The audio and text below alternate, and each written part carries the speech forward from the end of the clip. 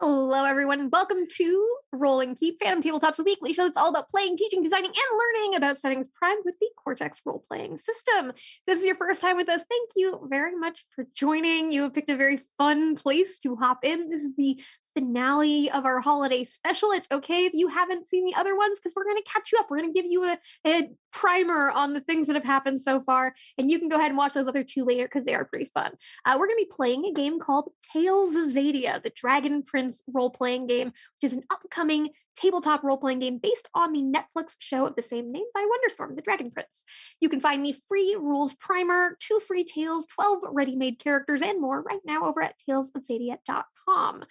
Tales of Xadia is primed by Cortex, which is a TTRPG system that provides you with the tools you need to build your own customized RPG setting. You can learn more over at cortexrpg.com. Or if you're lucky, hey, you might win a digital copy here today in chat on Twitch. We'll be giving away copies when a player rolls something we call a heroic success, and you don't have to worry about what that means. You'll figure it out as we announce them and go along. So hey, who are the people that we have here today? Well, I am Mellie Doucette, community manager for Cortex, and we have actor, improviser, and storyteller Aliza Pearl, TTRPG creator, performer, and DDAL community manager B Zelda, Emmy Award winner and founder of Jasper's Game Day, Fenway Jones, and our fearless narrator, Cortex Prime, and Tales of Xadia designer and creative director, Cam Banks. Cam, please take it away. Hey, welcome back. I'm going to just lead into with a bit of a sort of a teaser, and then we'll go into our full game. So we're it's dark, it's night, it's cold. The wind has picked up to the point where there is almost horizontal sleet and rain. We're at the side of a huge cliff face, which has been carved or maybe frozen this way out of a single sheet of ice.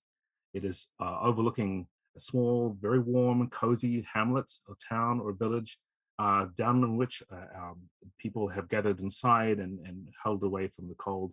But one figure is not down there with them. One figure has found their way up a ledge pathway, zigzagging across this thing to about halfway up this face of this wall.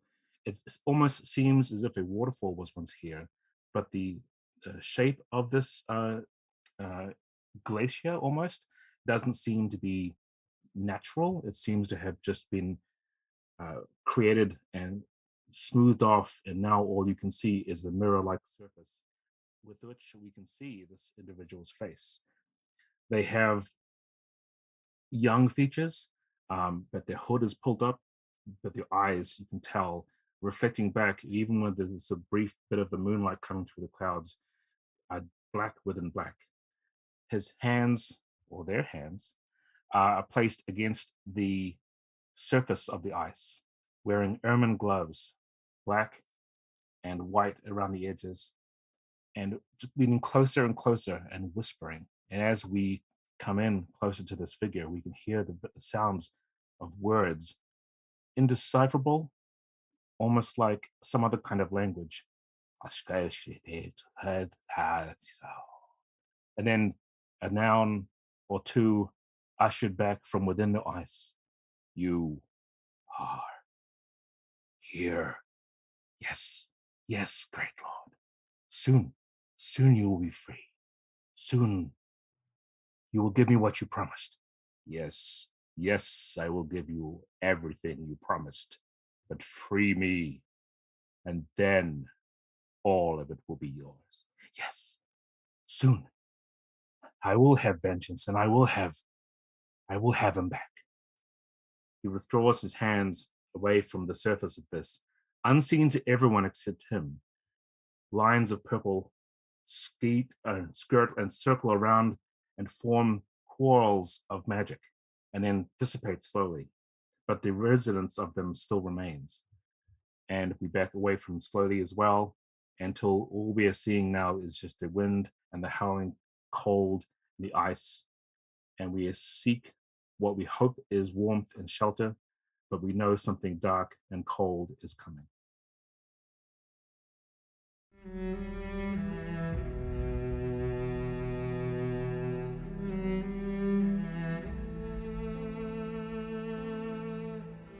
The next saga of the Dragon Prince.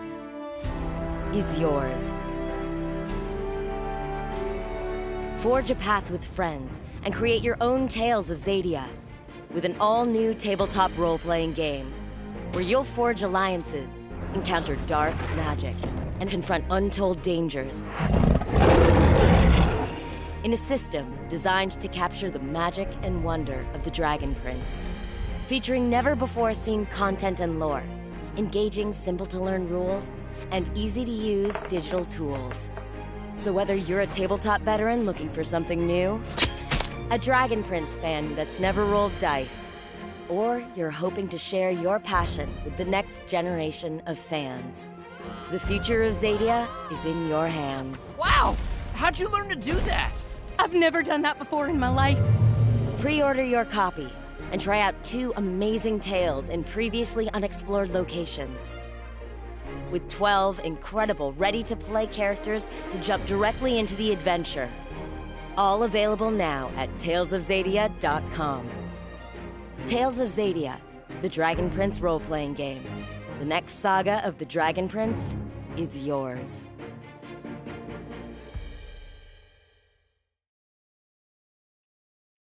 It's much warmer inside. In fact, it's so warm, most of that cold weather clothing and furs and overcoats and everything else you've been carrying for this time really needs to be tossed aside. In fact, that's what most people in here in this great longhouse have done. We are in the main longhouse, the meeting hall, the festival hall of the town of Wormcrag in the human kingdom of Delbar, nestled up in the high mountains, where we find our 4 player characters who we have been following for the past 2 sessions, and now here we are in the finale. I will go around and have you introduce yourselves again, and maybe just a brief moment of your introduction can be spent to catching us up as to where you have been coming from and what you've been doing. But just so you know, you're all inside here, you're about to enjoy one of the most incredible feasts of your life. Whether you understand just how incredible it is or not, it's going to be up to you.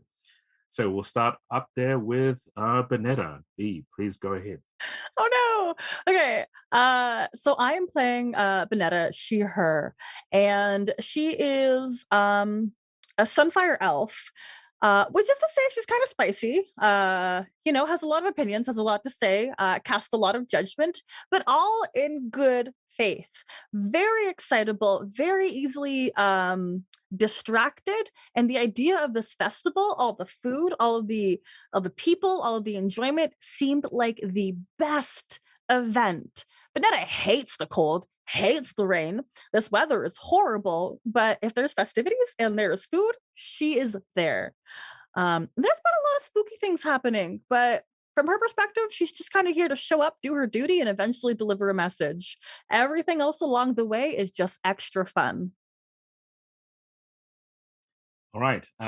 In true Cortex fashion, we'll have each of you direct the attention to the next player who you want to choose. So, B, who's going to go next and explain us? Well, my favorite yin to my yang is Eljal. It's a good way to describe Eljal.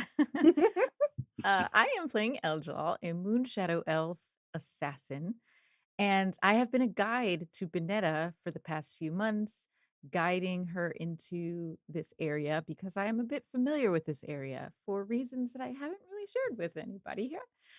And I, at this point in the story, am kind of along for the ride. We've just met these folks and we're about to be at this festival. I really am just wanting some moonberry juice because that's my favorite holiday drink. And it brings comfort. And Eljal is needing some comfort and grounding right now. Things are a little up in the air. So that's Eljal. And then I will direct the introductions to Fenway. Everyone, I am playing Pon Malar. They are an Evanerian archer who used to be a soldier, but things happened. They left. Whether or not it was on good terms, that's up in the air. But they have been guiding Trestle to Delbar from Evanerian. Or Evanir, is that how you pronounce it? Okay. after finding them collecting components for which they didn't know what at that point in time, and if they had, they might not have agreed to charter them down the stream. But anyway, they also really enjoy trading quips with Trestle, although they will never admit it, and recently gave Trestle something that allowed him to do a spell. And again, will not admit that to anyone else. And I believe that's the introduction, so we can go ahead and throw it to Mellie, who's playing Trestle. Yes, Trestle, he, him, a Neolandian isolationist, and he is a dark mage as well and has been traveling trying to collect magical components, which Muller has been very helpful in doing as a protector, as a guide through the swamps of Evanir and into now Delbar. At this moment, Trestle has cleaned up his fineries, and he's wearing black and Neolandian gold, and he's also added some makeup to cover the dark magic trauma he retained in our previous session after casting a very intense spell trying to locate the source of dark magic that the group had dealt with in the previous session, and successfully did that, successfully got a very interesting vision of a fight, of a spell, of a potential a dragon, a wyrm of some kind, and it ended in some very bad corruption for Trestle. So he has dark coal around his eyes, these crushed beetles, and shaved stone to kind of mix with water just to kind of cover some of the, necrotizing black lines. The classic ingredients. Beetle and stone. The classic ingredients. There's a little bit of magic tied into this. So they are magical beetles that this came from, of course. Just covering up some of that stuff, trying to hide that corruption. And he's going around, he's very sociable. He's actually pretty good at conversation when he wants to be, even though he's a bit of a brooding outsider. He's this teenager, and he is trying to get information on where this place may be, who these people might be that source this dark magic, doing so in a very sneaky, sly way. So he's just talking with everybody, having a great time at this feast, apparently. It's only nice when he needs something. It's very nice. That's very true. If he needs to, I can tell you that. You have traveled up the side of this mountain and into the Wormcrag. Took you some time, but you came with a caravan of Delbarian merchants, and their leader, Hild, as was once a warrior or soldier of her own right, but it was not one of those who left with the rest of this kingdom's military forces to join Viren across the border in the battle in Xadia. And so most of her guards, you would probably call them the leftovers of the military, those who sort of had to check out and couldn't be part of it and wanted a sort of a better life running merchant duties. In fact, one thing you have noticed about this entire festival, there are no adult male or female or anyone members of society who seem as if they are actively involved in any kind of military activity. So there are the people who are quite aged, they're very young, there are caregivers, there are people who obviously didn't ever plan on being warriors of any kind. And then you also see that the people who run this town probably made a very difficult decision not to go with them when they went to war. And chief among them is, in fact, the chief, whose name is Conrad. He is a huge, broad-shouldered man. He has a thick beard that goes down probably halfway down his chest, which he keeps braided down the side. He wears threads throughout his hair, which are colored. Obviously, for festival purposes, you see a lot of people trying to sort of affect this little twisty thing in their hair and braids in places. But for the most part, he looks like someone who has seen a great deal in his life and carried a lot of weight. And it's possible that one of the biggest burdens he has right now is he did not join his people in going to war. Or it could be that he knows that he shouldn't have done that in the first place and is bearing the guilt of defying whatever the king had wanted. the king, as you know, King Florian was assassinated, and there is now definitely a lot of conversation here in this feast hall amongst the people about who and how and when the next king or queen will be elected. It is said that in Delbar, this kind of election or coronation is formed after a great deal of discussion, a lot of boasting, and a lot of contests of discussion and boasting. In fact, the one who finally becomes not crowned is more likely to be someone who is the most braggadocious and boastful person out there, but also can win in a fight. So there's a lot of mixing of that. The people of Delbar have a huge amount of pride in their storytelling and their folklore and their ability to spin yarns. One way you could probably say is that they are barbarians. So I like that sort of description of them. Conrad has made his way around the festival hall several times already this evening. This place, like I said, there's a long row of fires and coals down the middle. It is the thing that lights the place up. There is smoke, and there are big pots sitting on there. There are big sheets of iron upon which things are being cooked. There are cauldrons. There are spears and skewers and things everywhere. People are cooking in front of them. They're sitting on benches, low benches with somewhere to eat, with troughs and trenches and things, and seats behind them. But there are also smaller seating areas around behind that, away from the fire and away from a lot of this heat and smoke.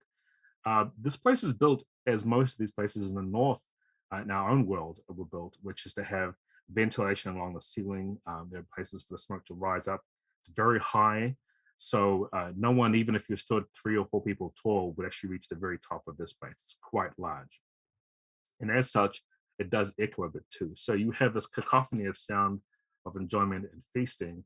They do have a great deal of meat being cooked. And to those who are elven, that is not necessarily something that you want, but there's also a copious amount of vegetables and fruit and produce, much of which was brought by the caravan, in fact. So you are enjoying the spoils of this caravan that you accompanied, and which makes you somewhat preferred guests here because you came with them. And otherwise the sort of the quasi xenophobia that most humans have towards elves and towards outsiders, even in Delbar, has been dulled just slightly, but not enough to keep you from having to make a good impression, shall we say. Conrad has not been past your part of the room yet. He hasn't even spoken to Hild, which is quite strange. He didn't know if there was anything weird going on between them. But as she sits there and starts serving up something for her men and women, the people who are with her, and says, okay, here we go, and then calls upon the 4 of you to rise and help yourselves because it's time.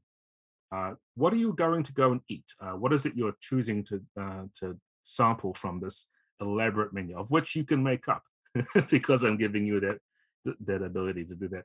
I will start with Pamela. You're from Evanir, which has a cuisine that most people probably couldn't stomach, but here there's everything here has been boiled, fried, roasted, and skewered to within an inch of its life. Who give me a couple of examples of what the Evanirian cuisine would be like, since I am not quite familiar with that. Yes, probably something kind of like gumbo-like, or lots of stuff in stews, lots of stuff that requires being cooked thoroughly, lots of stuff that maybe comes from tubers and ground and so on. Lots of stuff with grasses that you could probably find in swamps. Yeah, pretty much imagine. So, and then obviously anything that they have to make, they would cover whatever kind of lingering tastes and so forth with something spicy, right? So you'd probably get along quite well with Benetta's choice of food as well. Absolutely. So Pon Noir is definitely going to head towards, I imagine there's probably some sort of like soup area or stew area. And it's just going to start like kind of taking a little bit of each kind of soup and like mixing them together. And then like adding in a bunch of just like random vegetables and just kind of making this like one giant gumbo soup. And then like just kind of goes down the line, a little bit of each thing, and ignores all of the looks, doesn't even like um, respond to them, and then walks up to Banana and says, I feel like this doesn't have enough flavor. Can I borrow one of your, or not borrow? Can I have one of your hot peppers? Oh yeah, absolutely. And they just grab you like a handful of dried hot peppers from their pocket. They have a pocket specifically for these. Great. Don't touch your eyes after. It'll burn. Or wash your hands. Yes, of course. And then Pamela is just gonna kind of like take off the stems and just put the whole pepper in the soup. And then is gonna go sit down. Okay, very good. Yeah, there are terrines of soups here. There's these things which have probably been made for families of 5, right? I mean, that's the sort of atmosphere we're going for here. It's larger than life. It's boisterous. There are people taking turns. I mean, it's almost like it's a very, very nice Minnesotan kind of feeling where everyone just takes their turns very carefully. But you'll notice that people will make comments and say things out loud to their friends or to their loved ones nearby, which are clearly intended for you. Like they'll say, oh, it's been wonderful having this thing, but I would never want to mix my chicken in with this. And like right as you've just been putting something in there. It is somewhat passive aggressive is what I'm saying, but to a level, when I say somewhat, I mean very, very much. I mean, it's pretty out loud. If Pan Millar hears this, and I'm assuming that they unavoidably do. Yes. Okay.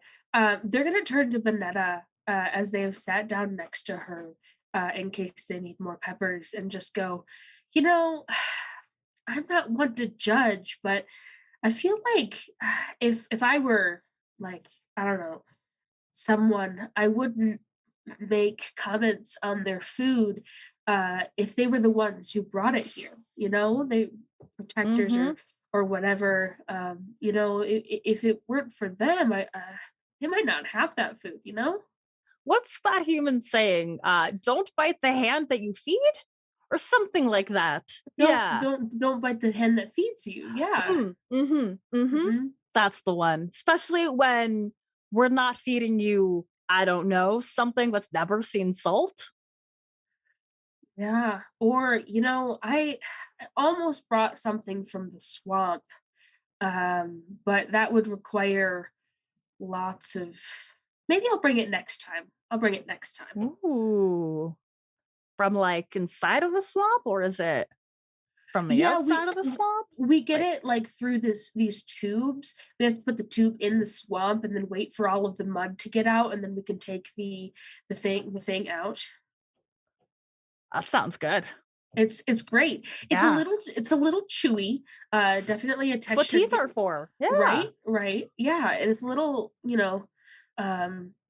it's a texture that you have to get used to, but I definitely think that I would put a little bit into some sort of stew. Maybe I wouldn't even label it. Maybe we could just let people try it.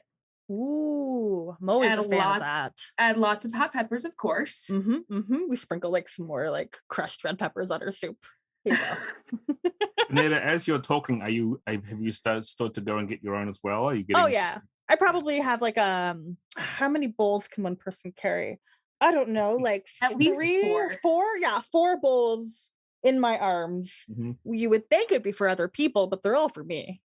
Yeah, mounded up with various kinds of vegetables and other things.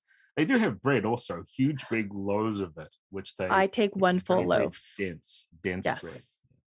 One for soaking up whatever the heck you want with. Aljal, what about yourself? Anything that you're doing as you're going to get food, or are you getting food? Is my question.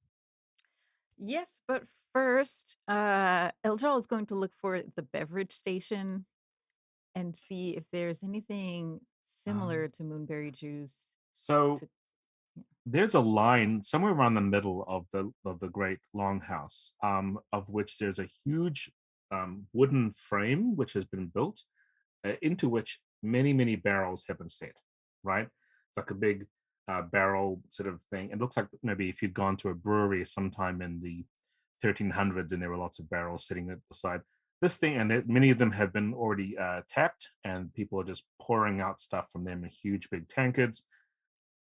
At the very end of it, though, there is a small table upon which are big urns, and they all seem to have stoppered on top. There's a young person there. She seems to be helping people take things from this, but most of the time they walk right by her and they go over and get something frothy and alcoholic from these big things. But so she's just looking a little bit like, well, I don't know why I bother standing here, kind of look. Oh, well, I'm definitely going to approach her and ask, "Excuse me, I am looking for something called moonberry juice. I'm not sure if that would be local to here." Um, hot and cold. Okay. Is there anything that either hot or cold has like a sweet, sour taste to it, kind of tart? Nice flavored? Sure, yes. Yes. Hot or cold? Let's say hot. Hot, nice. She pulls out like a kind of a leathery, smaller kind of tankard, right? It's like it's a cup, right? Made of leather. And she puts that down. Hot, nice. And she pours something into this. It's steaming. Obviously, this is like a thermos, right? It's amazing. It's obviously got some kind of like inner ceramic or something. She pours it out. And it's steaming. It looks really, really hot. And she hands it to you. Hot, nice. There you go. Oh, thank you very much. Thank you very much. I'm going to uh smell it first. What does it smell like? Honey. Ooh, okay. And I'm gonna blow on it and then gently, carefully sip it. Okay. This is like you've had mead before, I'm assuming, of some kind. Maybe you haven't. This is the most extremely sweet. Like it's been turned into an elixir and then added to something else. You think maybe there's elderberries or jasmines or something in there, some floral, and then it's been heated up, and it's obviously extremely floral, extremely honey based, and probably deeply alcoholic. Mm. Oh, okay. Well, Eljal starts sipping and says, "Oh, that isn't moonberry juice, but I like it." Yeah, no, Mm. it's really good. It goes right to the back of the throat immediately, and you can feel the back of your neck even starting to just warm. I mean, it's really already warm in here, but that's some good stuff. Yeah, that's That's good. good. Wow. Okay. Yeah, And that is some honey whiskey. Congratulations, you've got that hot honey whiskey. Trestle. Yeah, Trestle, who actually has a specialty in cooking. That's one of his specialties. It's tied into some of the dark magic, sort of creating things. He also has a specialty in politics. So as much as he also agrees with Ponmalar and Bonetta, this food is flavorless. He would not add anything to it, even though he has bags full of spices. He is like being vociferous in his appreciation of it, and basically just buttering people up with how interesting and good it is. Asking questions, just trying a little bit of everything, moving around the room, and trying also to listen to anything that's happening or see any if there's any tapestries or paintings, anything that kind of gives a sense of the history of this town. Since he's assuming that that crag, that cave that this place is named after, there has to be more to the vision that he had and the story that is what he's actually looking for. So you've probably put together like a bowl or a plate of something, and you're walking around talking to people. Yeah, he's treating this like a cocktail party. Sure, yeah, exactly. Trying to overhear anything. Let's do a test and see if you can pick up anything, and the effect die, if you succeed, will be an asset for you in the future. The test is going to be only 2d6. It's not that difficult to hear people talking about everything here. Does my trauma work against me in this moment? It does not, actually. This time, the corruption is not going to work against you. You have taken great pains to cover and conceal yourself. If you were to begin casting magic again, you wouldn't be able to hide it, and that might affect your social conversation for sure. So let me just roll that. I don't think this is going to be too difficult. And if I roll hitches, it'll be hilarious. Nope. Oh, In 11s. fact, Very respectable, good sir. an 11. Well, I'm going to go ahead and use Trestle's influence here because he is trying to look what people belongs. He's making nice with people so that they feel comfortable, like speaking openly around him instead of, making directed comments at the way that they're doing with Pon Malar and Vanetta. This is going to be for my traits. I'm trying to decide which value, which I feel like You're looking for truth, aren't you? I am looking for truth. Yeah, the statement doesn't really, because this is hero worship is for suckers. They all lie to stay powerful. And so I don't know how much that ties in. I mean, I am looking for truth in this moment, but that statement, I feel like this is still like a bit of mastery, like trying to put on these airs, especially as my companions are failing at blending in and being normal. I'm like, no, I'm gonna like be the life of this party, and people are gonna really love me because I'm the best and I'm amazing and I'm so special. This is gonna be my Neolandian isolationist.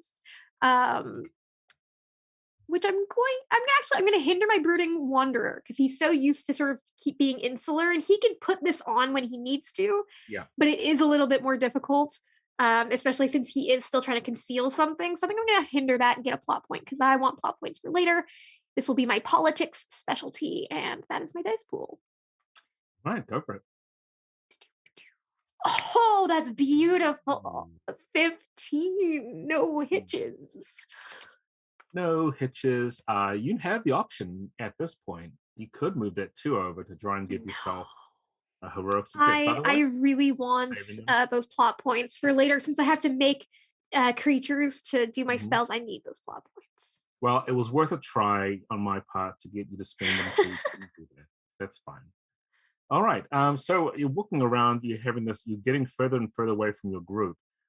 You do notice that Hild is looking at you as you walk around. She's taking great care to keep track of all 4 of you, in fact, to make sure that you're not being involved in anything difficult. In fact, just now she came over and she interposed herself between some folks who are moving towards Pamela and Vanetta and their conversation to just start a whole new conversation about something else entirely, which Hild is very good at doing, apparently, because she's quite brash and just says, "So, what do you think of that?" And then the people who were obviously about to sort of try and do a whole passive aggressive off have turned away. But so Hild looks away from you for a moment, Trestle, just in time for you to sort of glide past a group of young people that seem to be just having conversations about, well, what's really happening here, what's important, what's not. My fellow teens. Yes, it is the youth, as they say.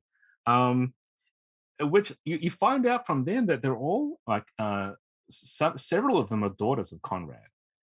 He has many daughters, and several of them are here, and they have formed something of a kind of circle of you wouldn't call it shame, but it's something like where they've sort of put together this whole idea that they're great and they're going to accent why they're great to each other.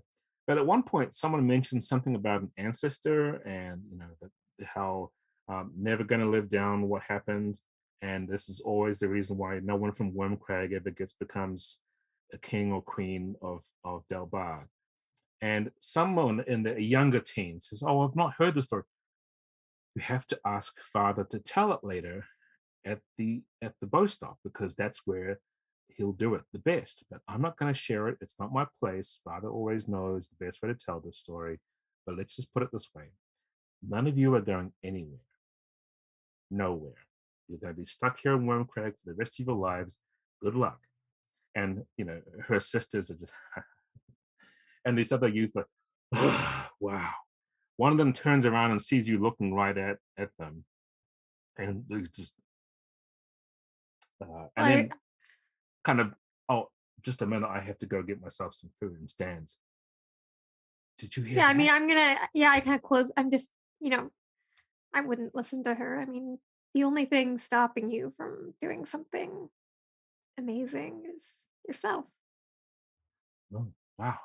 You look so different. Where are you from? Neolandia. I've come from very far just to come here to Wormcrag. Just to come here? Why would you come here? Well, I've heard some interesting tales, legends, and I always try to go to places where the place is exciting and the people are so unique.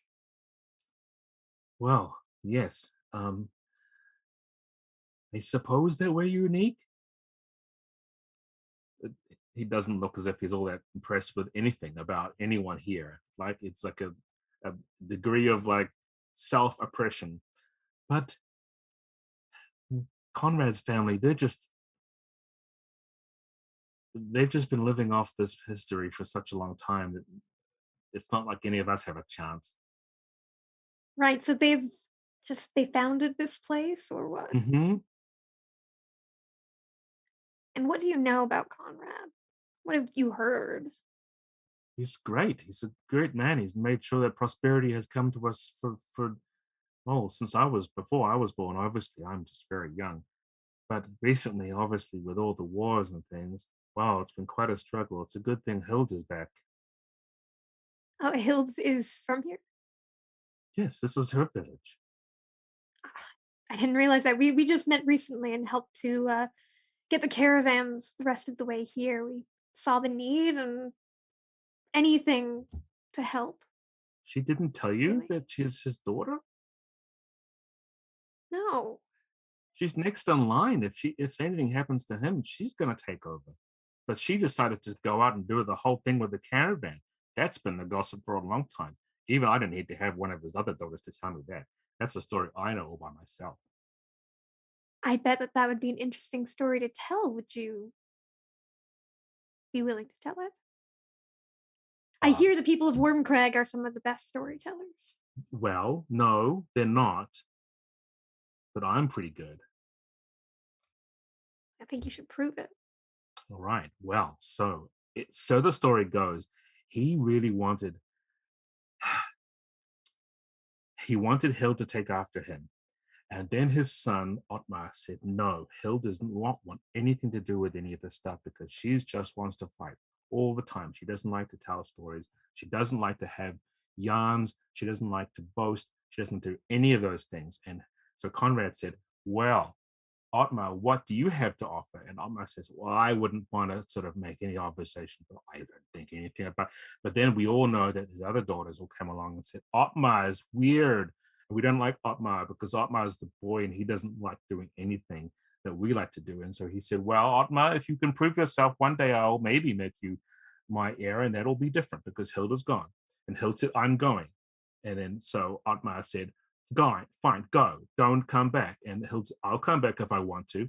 He starts to go off like this. It's really not a good story.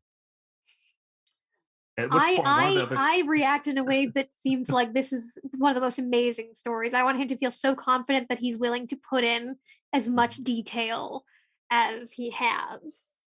But he just starts to stutter a bit, and then another of the other young people stands up and goes over and says, Sventa, you can't stand here talking to strangers. You have to come over here and hear more of the stories. More stories about... I will talk to you later when we have it.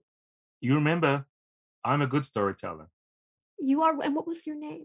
Sventar. Thank you, Sventar. This is Poppy. He's awful. I am not. Clearly. I mean, who interrupts a perfectly good story? He doesn't tell good stories.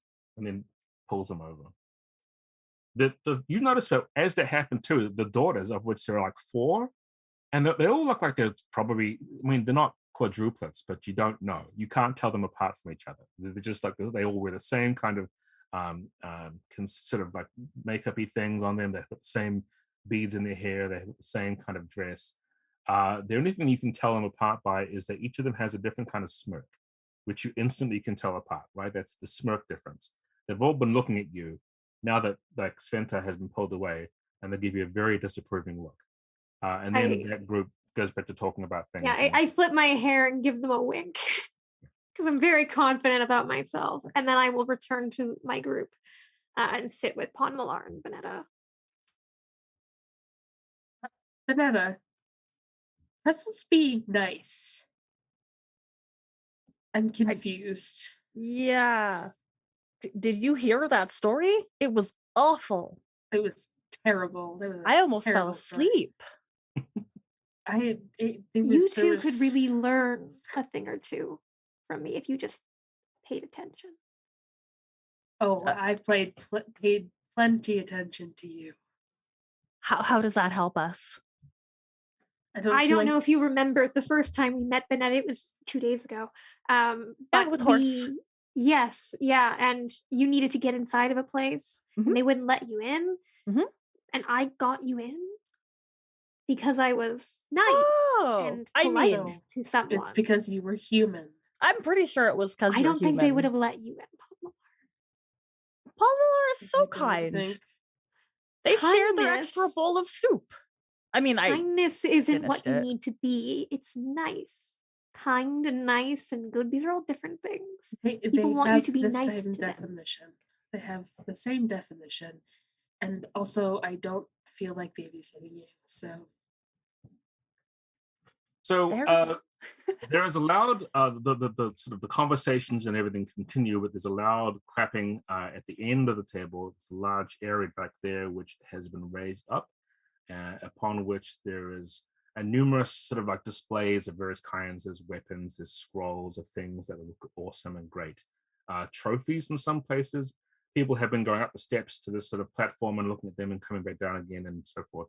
But Conrad has gone up to the top of those steps and clapped his hands, and everyone has starts to sort of quieten down a little bit.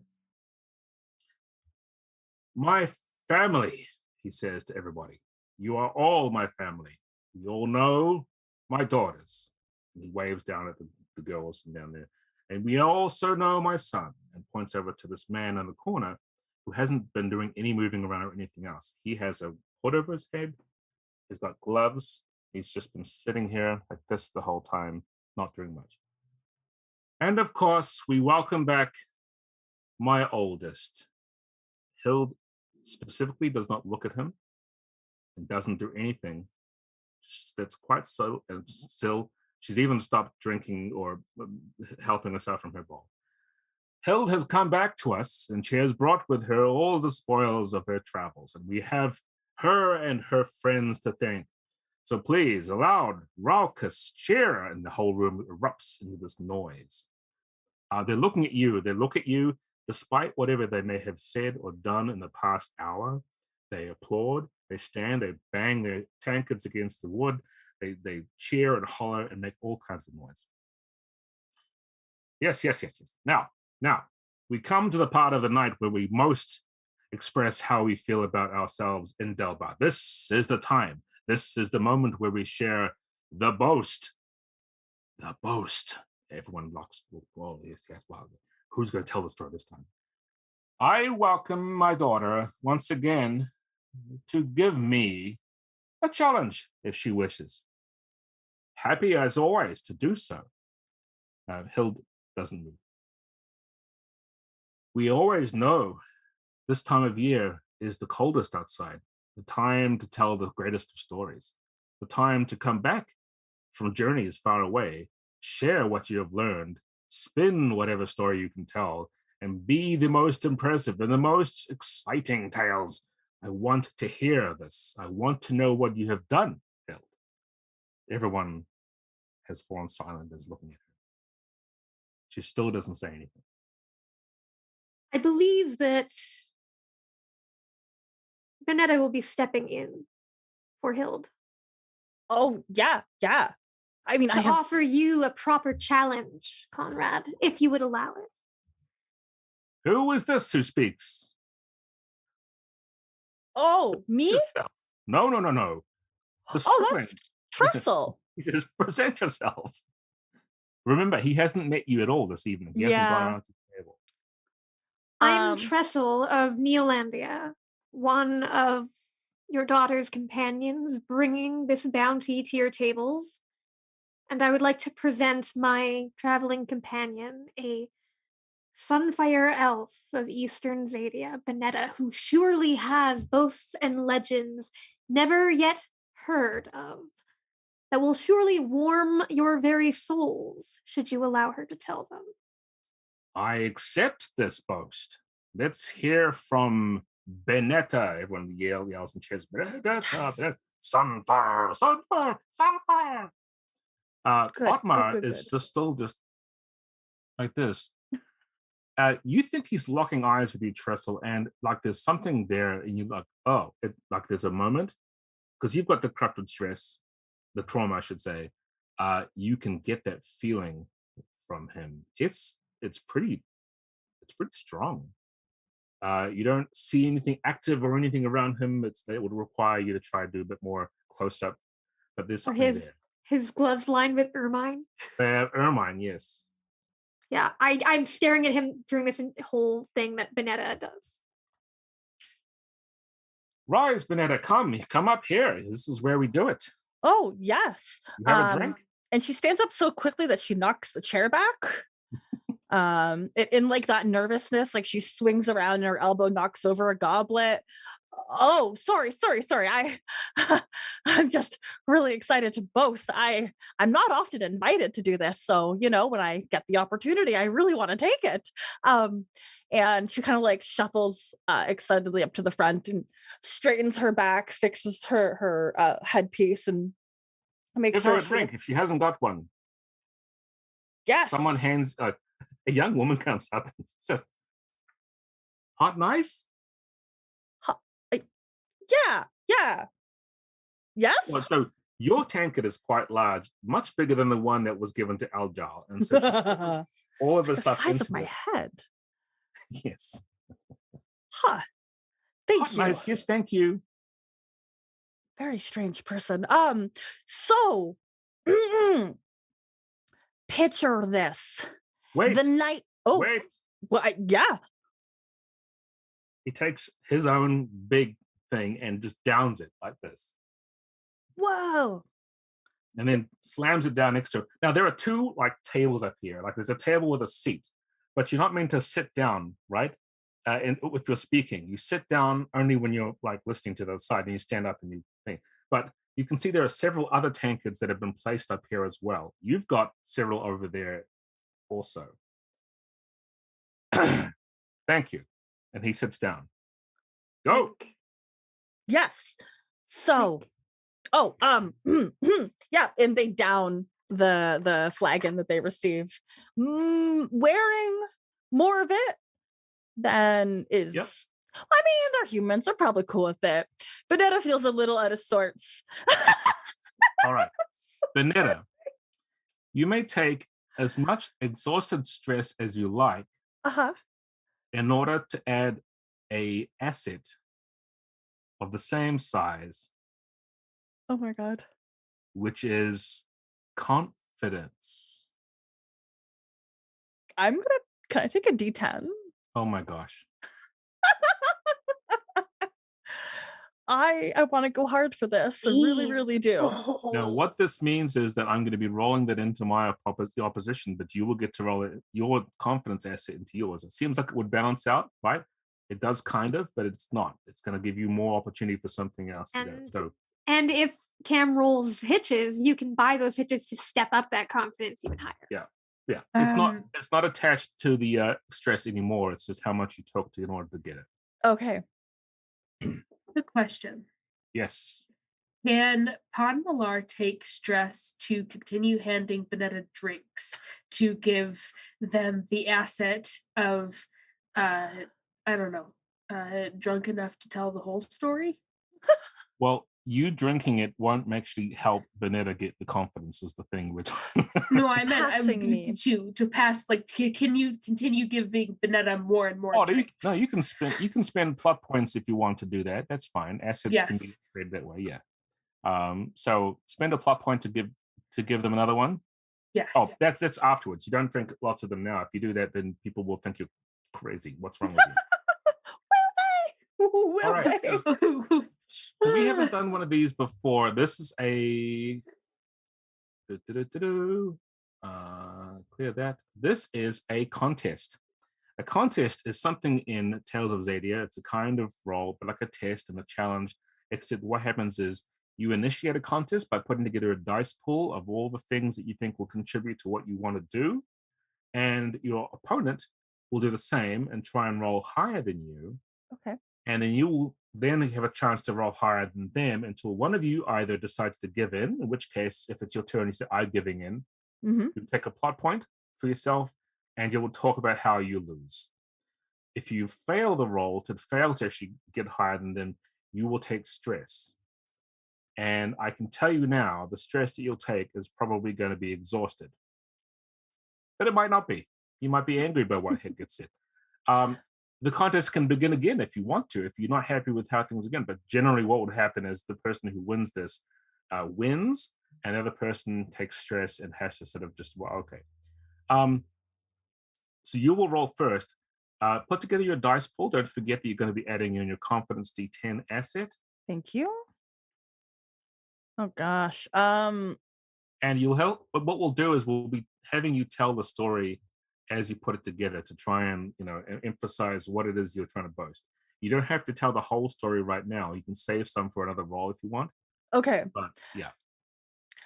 The night was so dark that you couldn't see even the hand in front of your own face. The rain was cascading down. It was so dangerous. Even stepping outside, you felt like you would melt. But I was filled with spirit, and that meant that I was able to fight through all of the unknown and step out into the darkness. Oh gosh, I'm gonna add, I feel like justice. I had something to do, and it was something incredibly dangerous, incredibly powerful. I had to use my sense of justice to take the right steps out there and make the right choices.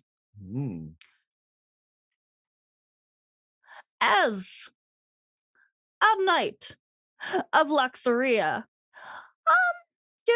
and they like, what do I wear? They just kind of like rub some of like their the shimmer on their headpiece. I am known to be kind of bold, kind of brave, and that really gives you the power to do anything against evil. And evil I was facing, for deep in the darkness there was shadows that could not be seen yet. I used my incredible swordplay skills. Would I add that even if it's in the story? Yeah. Okay. To fight off the unknown attackers. And let me get that D10 in there. Oh, it's a drag and drop. Filled with a light that comes from my own powers, my body began to glow. And soon the villains in front of me had no idea what was coming. And I'm going to go ahead and roll. All right, nice. Okay. Yeah. Ooh, You think you could beat a 16? 16. I got one hitch. You got one hitch. I am going to buy the hitch from you, giving you a plot point. And I'm going to take that hitch, and I'm going to give you... I'm going to put that in there as insecure stress. I don't think you having... It's not exhausting you to tell a story, but you're a little bit unsure how this is going to fall on the ears of humans, right? Because this whole thing. But it's not enough to make it really a problem. In fact, it's barely going to even notice. So have a plot point. There you go. Thank you. And step the insecure stress up to D6. Right, let's see. What can I put together? It is 16 now. And also your D10 effect dice is important. We have to remember what that is. You may as well leave that up until we go. All right, so Conrad, who is an extremely influential person, stands. He is also going to throw in, this is that. Conrad stands, and he's obviously taken his drink already, but he reaches up for another and downs that. He gets to add your D10 in there.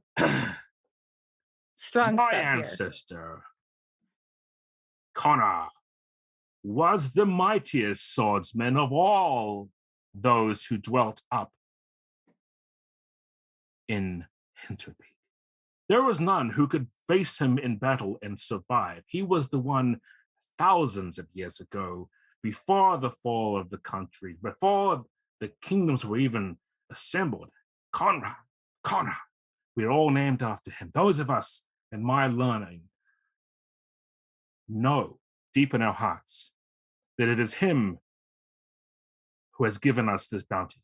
He alone faced the frost worm, Kalash, upon that peak up there, drove it into a cave, and there, upon its cavernous floor, smote it so hard that it was stunned and could not move, grievously wounded, and faced with his own mortality.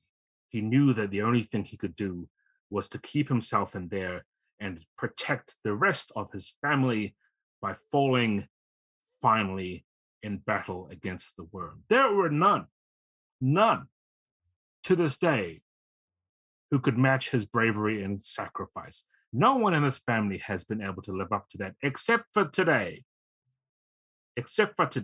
because I happen to know, he says,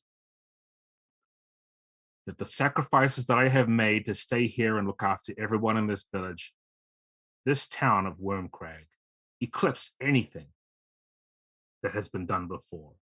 I have stayed here to watch over you and protect you from all harm. When others, they gathered together and they left, just left, like my daughter left, rose up out of our number and left. I stayed here. I sacrificed all of my honor that the king once fought that. And he just starts shaking his hand. This is not particularly a good story, as you can tell. Devolving But he's doing into it just, in a like, way angry nonsense. Everyone in the room is like, yes. Like he's trying to drive them into this. So this is how he's trying to win by boasting that he himself is fantastic, and he's also very, very mad. I get a big 6 in there and another D8, so I'll roll that. Also, he's had a bunch to drink. Yes. He gets a 17. What? So, yep. So his 17 is one better than yours. So now we turn it over to you, B, because what happens now is you have a chance to roll your pool again and try and get higher than 17. Now, be aware, you can spend plot points to include more dice into your total, as you've done before, and then you'll have your final total, which you'll announce then. You don't have to worry about your insecure stress, but the exhausted will still be used. I just used that now. He, however, has D10 exhausted stress from his own drinking, so you get that benefit on top of also having your confidence. Okay. The room right now was so moved by that expression of both his ancestral pride and his like self-abasement, the fact that he did something so horrible that he didn't even go off and stay there to protect them. It's weird. Like the room doesn't seem as if that's a normal thing to boast about, but they're kind of okay. They're with really it. buying into it. It seems like this like almost populist thing of like that King Florian, he's the real one who was causing the problems. Exactly. B, are you still using justice on this? Yes. I would like to help you by stepping down my justice, giving you a step up. And I'm just gonna I give you a little whisper of like, make King Florian the villain of your story. Oh, okay. And then when I truly unsheathed my blade of flame, before me stood the shadowy figure of King Florian. And the battle that ensued was truly catastrophic. Our blades struck. There were sparks. There was fire. And like Vanetta's a very enthusiastic talker, much like myself. And there's a lot of arm waving, a couple more cups get knocked over, some Does empty the sword cups. come out? Oh, of course. Towards the end, like to really make like that proper, like almost like finale, the sword gets like jammed into the ground and like there's like a whoosh of flames. Anybody nearby, like their eyebrows and their eyelashes might get a little toasty. So you'll be able to add that into your dice pool as well. Your sword. Oh, heck. Okay. If I wanted to use the pool, I mean, it is a lot, but also is it enough? I think so. I mean, gotta be 17. And you stepped up your justice. Just want to make sure before you roll. Yep. Yeah. Heck yeah. Okay, I think I'm gonna do it. I think I'm gonna click that button. I'm very afraid it's not gonna be. It's a 19! Dang, D12 Yeah. effect die? I like it. Okay. 0 hitches. So the room just goes nuts with this. Like they just all are just cheering on. Like, what? King Florian's ghost? We had no idea. And the blade, and also like the thing went right through the wooden platform and just seared it, like it's flames spitting out. And they're just even Conrad's sort of like moves back a little bit in his chair and like, what the? Wow, I didn't know you had that thing, kind of thing. But he doesn't ever turn away from a boast contest, and so he stands and he shakes a little bit. He sways slightly. Yep. Grabs another one. Trestle, you're watching this, and Pamela, you've got amazing senses. So in fact, all three of you do. You, Eljal, and Trestle all notice. Otmar does this. Waves his fingers a little bit. Right? And something weird, like it's like you see it, Trestle, because you've got the senses now, right? You know that if you didn't have the corruption, you wouldn't notice this, and no one else in the room would see it either. Normally, dark magic is something that people can see if they're casting it. He's murmuring his something, but for one reason or another, he's not drawing on a magical creature. He's pulling it from somewhere else. I would like to do something. If I can. Okay. Because I can do like these minor effects without, just feeding off of my own trauma.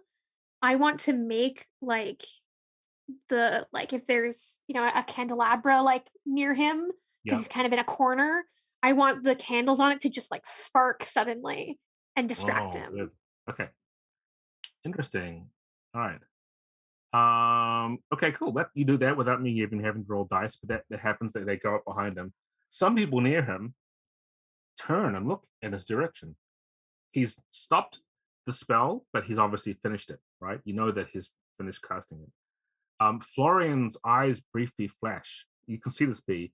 You're on the stage with him, and no one else can see it quick because he's just looking at you. They flash purple briefly. He's like, yeah, and he stands up.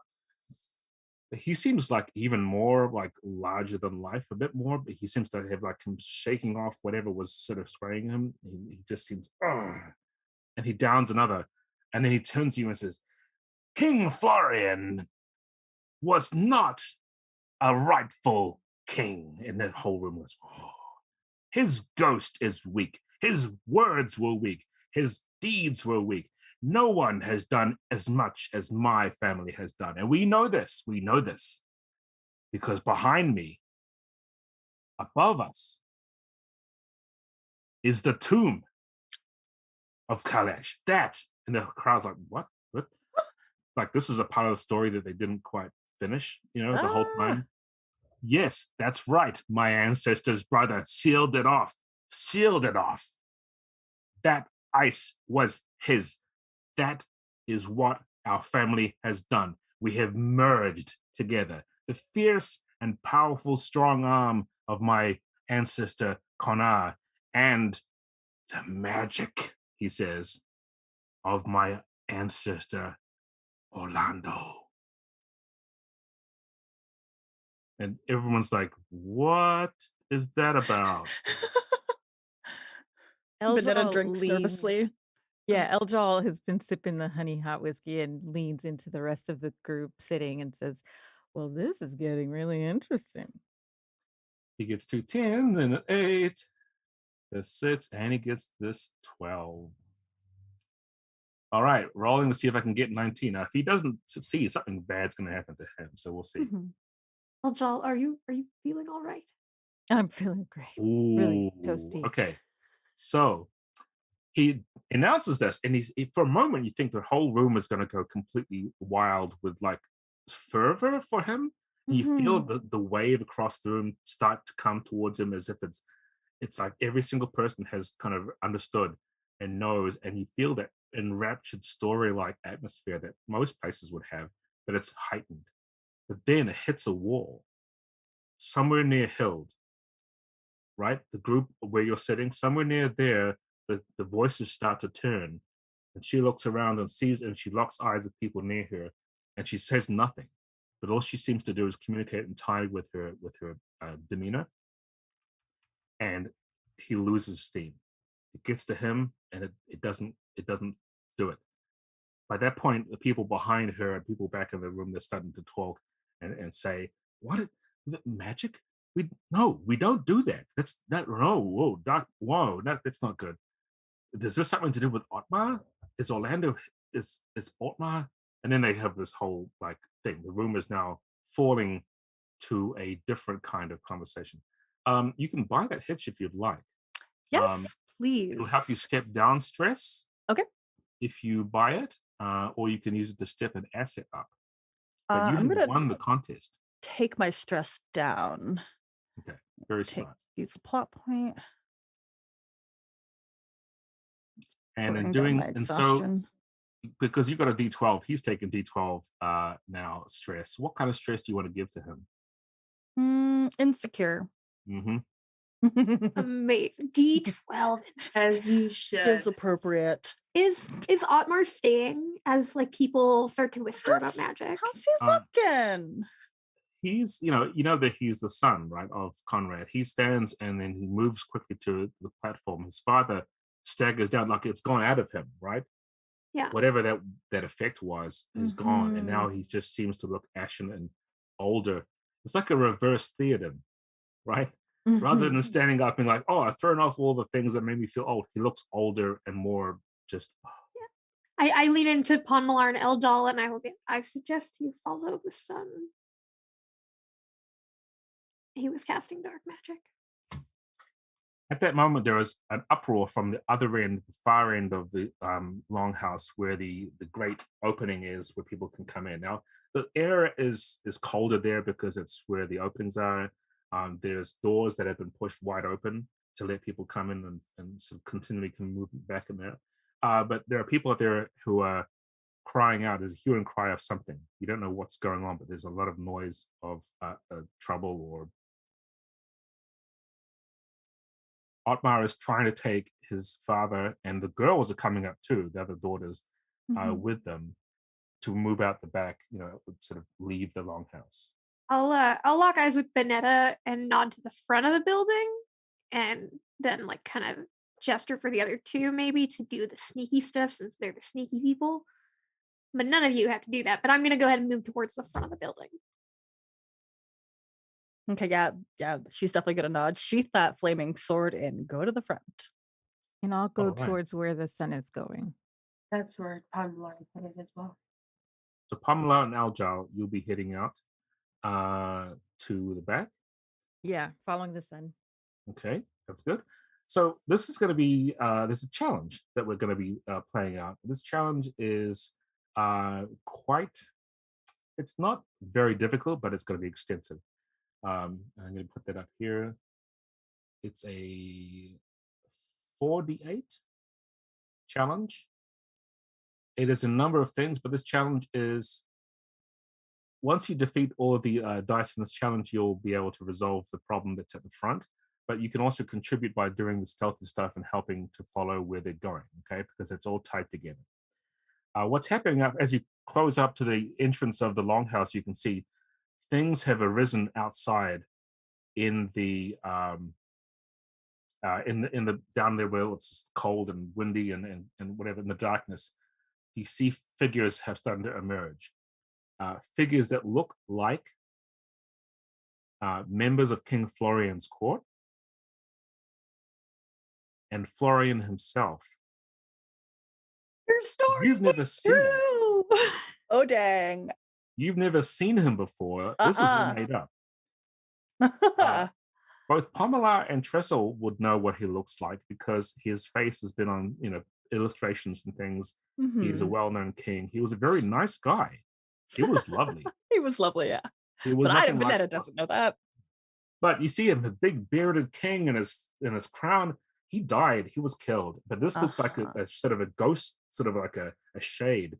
And behind him, others from his court, other bearded, big Delbarian men have just emerged from this thing with their swords out. You're like, no. The dark purplish light has sprinkled through the rain. You can see it as it kind of comes down. It's similar to the whole thing with these bear wolves that you fought before, right? So, what we'll do is we'll start off with, I think, Trestle and Bonetta, you're going to be dealing with that. But I want to do, do you need to take a quick break? If I could run, yes. Yeah. We'll go first to first. Aljal, who will be the first in the challenge, because this is going to be trying to work this out. Perfect. Good luck. So what I'll do, much like any other kind of test or challenge, I roll the dice first to set the difficulty, Aliza. And then, well, musical boxes. Yes, it is. And what we'll do then is that I'll roll that and you can try and beat it to try and remove one of these dice from the pool. 13. Okay. So this is you trying to do what to reduce this particular issue? You're trying to sneak out and follow. That will be a whole lot of sneaky kinds of traits, I guess, right? So describe what you want to do. Yeah, absolutely. Yeah, so I was told to follow this person because he cast dark magic. And so I guess the goal is to sneak and follow him and maybe see if he reveals anything by his behavior. Okay. What his intentions are, if he has ill will, if he's dangerous, that kind of thing. So, yes, definitely sneaking would be part of that. Probably the first part of that would be sneaking. And so I'm going to say agility. Yep. And let's see, devotion, glory, justice, liberty, mastery. I mean, I would argue for mastery because this is an assassin. This is part of what assassins do, following the mark, slipping between shadows, being unseen. So can I use mastery? You can, yeah. Okay. Moonshadow elf for sure. Sneaking. And I think that's it. I don't have any other assets right now. No, you can spend a plot point to create an asset if you like. Did you have an asset from before? No, you didn't. I did, but I think I've used whichever assets I've had. I don't think they were like long-term ones. Yeah. All right, that should do it though. Okay. Yeah, I mean, that's an all And right. you got a better than even chance of getting higher than 13, so why not? All right. I always roll hitches, but I got a 14. All right. Okay, so you succeed. You take your effect die and compare it to my dice, which means I reduce one of them down to a d6. All right. And in doing so, I also see you rolled a hitch, so I'm going to activate that. Okay. And I'm going to step up your afraid stress. You're afraid there's something really not good happening here, and it's starting to sort of ping against your well, all the hairs. Also, you've been drinking a bunch, so you're not entirely like. Ooh. All right, so welcome back, Fenway. That's what you do, and so you follow through, go outside, and start to follow the trail where you think they've gone. And you sort of reduce one of the dice down, but not entirely erase it, so that's good. Who do you want to have to go next? Maybe we can bounce over to what's happening in the front of the room now. Sounds good. And I'm gonna between Trestle and Bonetta, which of you thinks you're ready to tackle that ghost army? Always. Yeah, I think either of us would be totally. Okay, how about Bonetta? Yes. All right. All right. Let's make this let's make this story real. Make it a real thing.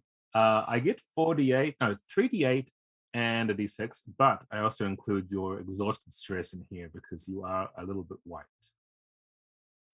You can still feel the effects of that honey whiskey on you. I mean, it's just you still have the confidence, by the way. That hasn't gone away.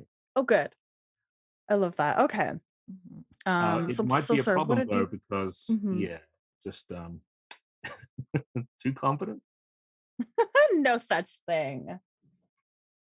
So just confirm, you're rolling a 4d8 or a 3d8 now? It's 4d8 and a d6 because I have 3d8 and d6 from the from the challenge pool. One of the dice was stepped down because of Nice. Aljal's success, but an extra D8 is in there just as your stress that I roll.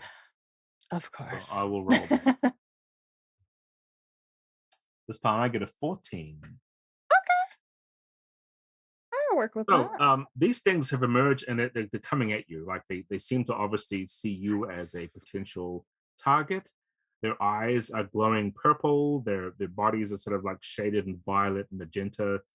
They look like they're probably supposed to be people, but they're not fully fully visible. Like they're somewhat transparent. So they look like, like ghosts. There is no such thing as ghosts. That is not a thing that is real. There are no such things as the undead in Xadia.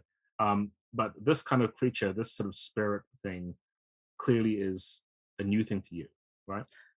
Do the purple eyes, do they remind me of the fire that Trestle so rudely conjured around me that one time? They do. Ugh. Gross. Okay. So now fueled by not only a desire to make that story a reality, Benetta's getting the feeling that like black magic, dark magic, all this gross. And she would like to stab it. Well, I mean, the blade was good against the wolf bear thing, so right. All right. I really enjoyed the little blurb under truth that fools need smiting more than they need saving. These fools need some smiting. Oh, this is, you know what? Let's trust luck. Hold on. Fickle luck has a gain 1 plot point when you switch out this distinction. Right. Okay. I don't need a plot point. I also just realized I was going to mention this to you earlier and I totally forgot. When you won that contest, I think that you have a SFX on your Knight of Luxaria that lets you do something with stress. And I don't care if you'll let us rewind a bit. But it lets you, I think, step it down. Because yes. Spend a plot point to step down all of your stress dice after you succeed at a contest with a foe. Ooh. So, like, I technically stepped down one of mine using a plot point, but I could have stepped all of it down. Which would have just changed my insecure. Well, tell you what, I will change my effect die to a D6 in that case because it will take a D8 away from it, my roll. Yeah. Okay. And you will have no stress left. Oh. I think just a D6 exhausted. It would have been, because you have a D8 right now, would have actually stepped that down. So no insecure and just D6 exhausted. So yeah, you are doing really well basically because you're so. I was thinking rather than activate the hitch, you didn't do that. You in fact just used the plot point to step them down one. Okay, good. Yes. Okay. We love to rewind and we love to fast forward and pause. That is how way script change works. Very cool tool to use in games such as this. Okay, so that's good. You may continue. Yeah, feeling lucky in this. Because wow, was it ever my lucky day to fight the foes of my story. Come on. Who else could even dream of this? Sword play, because fire sword. And absolutely using my Sunforged blade. God, that sounds cool. And then I'm gonna toss in. I have my confidence. You do. Oops. Heck. I love these numbers. I think I'm feeling good about this. What did you get? You got like a 14, right? I got a 14, yeah. I know. You want to get an effect die that's bigger than a D8 though to get rid of one of the dice. Yeah. Well, however, what you could do is do that. So if you spend a plot point, you can move that 5 down to succeed, and then you'll actually also have a heroic success, which would be exactly good because then that would step the D8 up. Which I desperately need. You do. So a successful roll. Like that. Oh, look, it's a 19 now. Cost a plot point, did that one? Yep. However, I'm going to give a plot point back to you. Don't take my hitch. You think that it feels like sometimes when you activate your heat being, you feel your whole body just start to go hot and heat it up. and it's great because fire doesn't Feels really good. harm you the same way, right? Mm-hmm. This is not the same kind of heat. You're feeling something behind your ears and your neck, and your things are swimming in front of you. You don't know what's going on. So your exhausted stress steps up to D10. Oh, feeling hot and uncomfortable. Describe though, however, you slashing and jumping into this mess. I mean, you've taken out a whole die, which is fantastic. It looks so badass. Out because you kind of described it as kind of a little dreary outside. It's not quite the incredibly dark and spooky night as Bonetta had really tried to lay as a backdrop, but it is still enough that you just see the glowing arc of the sword as it cuts through her enemies, and she does like some really cool flourishes. There's definitely at least 2 backflips, like a handspring, and just like a lot of loud shouting and cheering. Yeah, your head is swimming, by the way, pulsing and pounding in the back of your head as you do jumps and things. I mean, feeling nauseated. Yeah, might throw up. But all the things around you, they just vaporize into that kind of mist and smoke, and just they react as if they've been hit. Okay. But then they kind of just dissipate, right? And there are several more advancing. The King Florian is not yet one of the ones who have fallen. Who's You're next, King. Who's next after you? We've already had Eldrod's gone. Eldrod's gone. Trestle, what are you up to? Yeah, excellent. First thing, as soon as Bonetta goes out, I turn to the people and I tell them to bar the doors. Do not look outside until we tell you, for shades can corrupt you with just mere sight. I don't want them to. They don't seem comfortable with magic. I don't want them to see me do magic. So are you telling them that? So you're describing that shades can corrupt you with mere sight? Is that what you're saying? Yeah, Trisha? I am. I'm telling them if they even look at these things, they could die. Oh, cool. So that they don't look outside. Thank you for adding to the story. I like that. That's good. And when the doors close, I would like to focus my new dark magic senses, and I want to try to pinpoint through these things, like where the source of the magic is coming from. Like there's like a direction that I can kind of follow. I want to try and find that, and then hopefully, kind of go behind Bonetta and be like, go this way, and she can get rid of things, and I can just be safe behind her, but we can go towards the source. Okay, so I want to sense. Your contribution is sensory and guidance, as opposed to direct. Yeah, still works to help get rid of the challenge pool. Very good. Yeah. So it's my awareness. Let me roll the dice first. Oh yes, that's a good idea. And I'm going to be using some dark magic. So this is going to use my corrupted trauma. So don't use it against me. Oh, I can't. I don't want to use it. No, it's nasty dark magic trauma. I did have 3d8 and a d6. Now I have 2d8 and a d6, and you have no other kinds of stress. So I'm just going to roll this, and I get an 11. Hey, great. So awareness. This is going to be truth this time, because this is, this Delbarian army with King Florian, and I know this fake story that I encouraged Bonetta to make up. Hero worship is for suckers. They all lie to stay powerful, and right now, I know this isn't real. I can see straight through it to what I actually want to find. Dark Acolyte distinction. This is going to be my dark magic specialty. I'm not using one of my own dark magic spells, so I don't get to add that. But I do need to spend a plot point to make a magical creature asset, which is going to be like what can I make this? This is an Archangel Lunaris wings that are just crushed into moon dust in my hand and becoming a beam of light, of purplish light that can hopefully kind of home in. And that is, I think, my whole dice pool. I guess that's my whole dice pool. Let's do it. Oh, yeah, go for it. I didn't have my trauma. Oh well. I still beat it, so it's fine. You still did it. Yeah, I will, though. You had an 11? I did. I will spend a plot point. I'm going to get a heroic success, get that D10 effect die, and knock out another one of your dice. And get the heroic success in the chat. And a heroic success in the chat. Yeah. So that is what I'm basically just following behind Bonetta, staying safe, and then homing in on this dark magic to try to find the path to the source. So there are threads of purple light that you can see with your vision. I mean, obviously what happens with it, you blink a couple times and you kind of like cross eyes a little bit and you can see, but the lines are going around from the side and behind and over the longhouse, sort of like puppet strings almost coming from behind it and just moving everybody around like this. It's really weird. And they've come down and each one of these figures has a thin thread that comes up and goes back. And as Benetta cuts through one of them, the thread just goes. So they've all been drawn from right behind and past the longhouse in the direction of the crag. So like they're coming to the front of the longhouse, like away and from, and the thing's coming from behind the longhouse. Yeah. So the longhouse is here, right? So say I'm the crag, right? Yeah.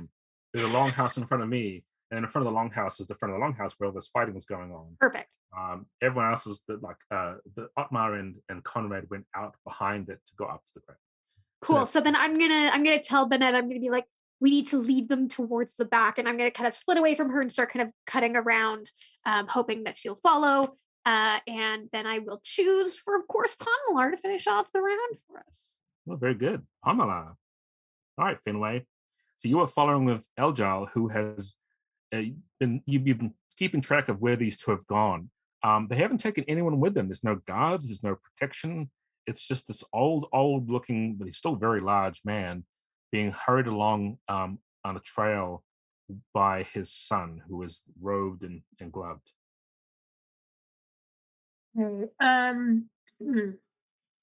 So, Trestle, did you ever tell anyone about your vision? Yeah, I think that like when we had time where like Eljal and Benetta were caught up doing something else and dealing with humans being xenophobic with them, I would have tried to pass on some stuff for you to keep an eye out for. So yeah, anything about the vision, you can totally say that Trestle's told you. Great. Ponmalar is going to, because how close are we? You're maybe following along at about, say, 100 feet. Great. So Ponmalar is going to set down their giant, like, spear gun bow and aim it at the sun, and is then going to make, because I missed Eljal's turn. So, Eljal, what did you specifically do before I continue this? All I did was kind of sneak forward. I just did like a big stealth roll, basically. Yeah. Great. What I meant was that the two of you, Eljal led you out stealthily, so the two of you are now able to follow without being seen by them. Otmar's very good at this, but not enough to doubt. So, I'm going to now give away my position, but I'm going to make sure I'm not next to Eljal to try and intimidate the son into not taking the father and the daughters anywhere. That's right, the daughters are with them. Yes, as well as to try and get him to reveal a plan, I guess. Mm-hmm. That's a rewind from me because I forgot that his daughters were with him. So there's these four young women plus Otmar plus the old father. Yeah. So you're announcing something? What are you gonna say? I'm just gonna like purposely step on a very loud twig. So okay, there's a sort of a pool of frozen ice here, which you can conveniently step on, which will crack very loudly. Yes, very exactly. All right. That would be very terrifying. You just turn and see like Ponmalar with this like giant human-sized bow. Mm-hmm. I'm terrified. No, I've only got a D8 and D6 left. This is not going to be very difficult for you to try and beat. So let me roll that. 4. Okay, great. Nice. Perfect. I love it. It's fantastic. So what I'm going to do, I am going to use probably awareness to be aware where the best position would be for the bow, as well as to find that pool of ice.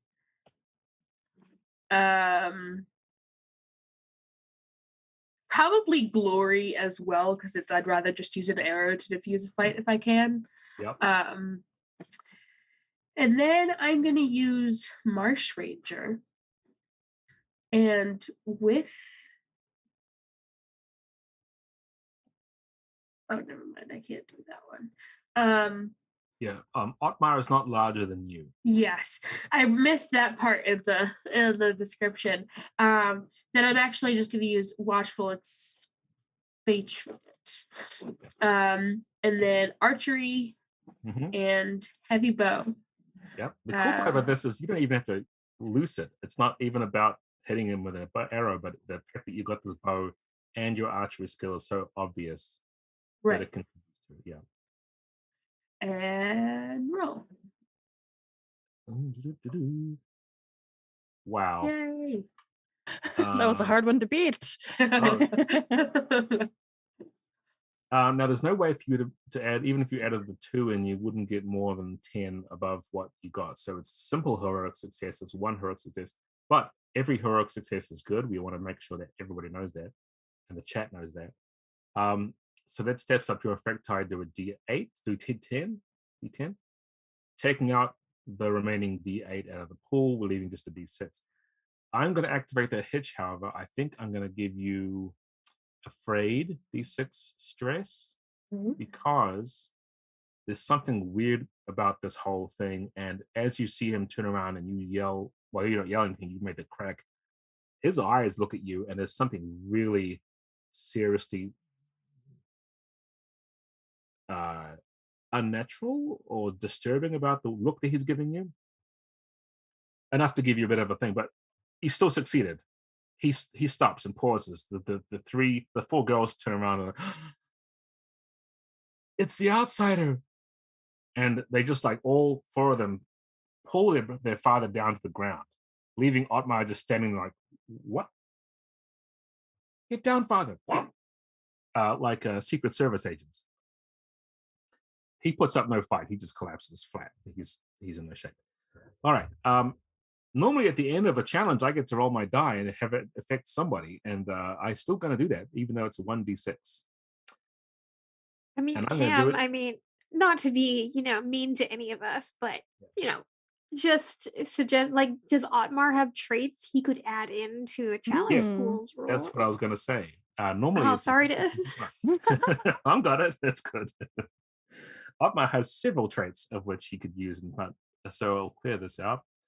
So normally it's just a D6 for my pool. What I'm going to do is one of you is going to roll a difficulty for me to try and beat. And I will try and beat it for me to have the challenge pool affect you. And it's going to be, I think, Pamela, because you're clearly the one who is needing to be responded to. So he turns and he puts his hand up in the air and he draws it down like it's a closed fist. And now, were Trestle here to see this, he would see a huge spiked line coming from the wall of the ice crag there and gathering around him. And he says words and just speaks out something backwards to you. You don't make it out because it's obviously the words of dark magic. However, were you to hear him, you would know that it was pulling something out of your subconscious to bring it forth. So I'm going to roll, or have you roll, some sort of defense that basically is your own resolve, your spirit, how much you can keep yourself from being terrorized by something. So put that dice pool together and roll a difficulty for me.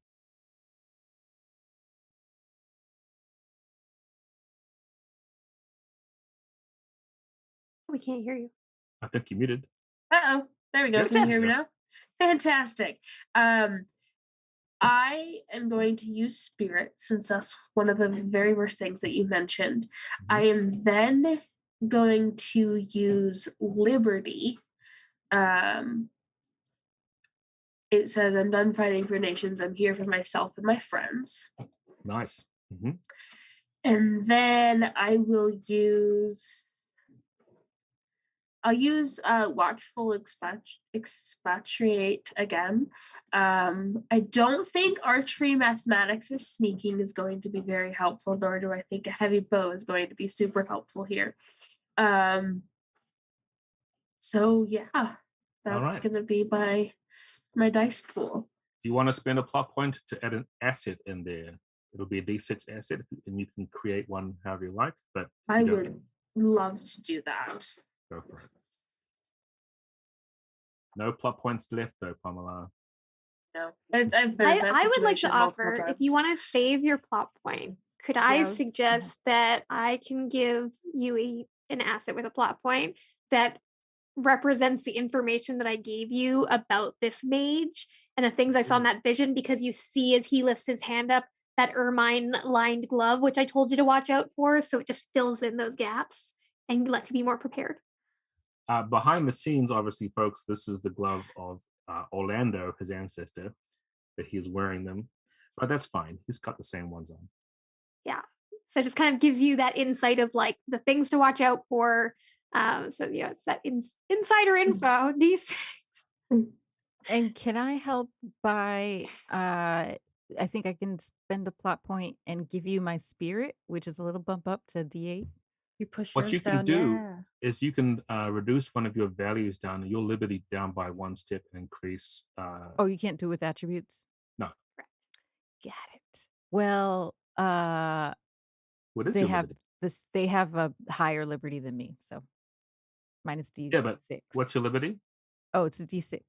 Yeah, if you step it down to D4, you will be able to step up Pamela's liberty to D12. Got it. I would like to do that. Yep. And you should be able to, yep, excellent. All right, I am going to roll, hopefully well. Oh, 7, huh? yeah. Do you want to spend that plot point now and put that 2 in there, make it 9? Sure, why not? All right, you All have right. to be a 9. I have my 6, and I have this 10, this 8, and this 12.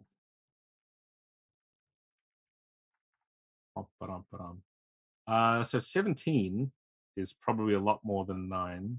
All right. But at least since you put that extra 2 in there, it's not a double heroic success against her villainous, It's, yeah. Yeah. Exactly. Oh boy.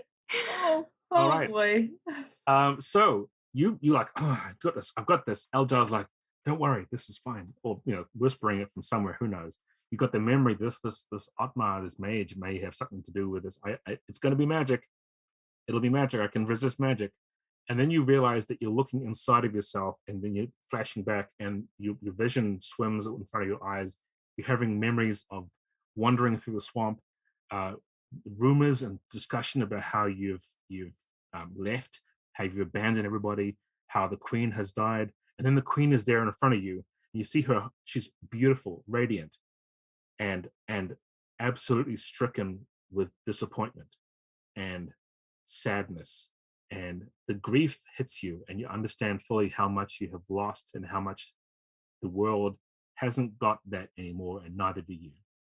So you have insecure stress, and it's a D10.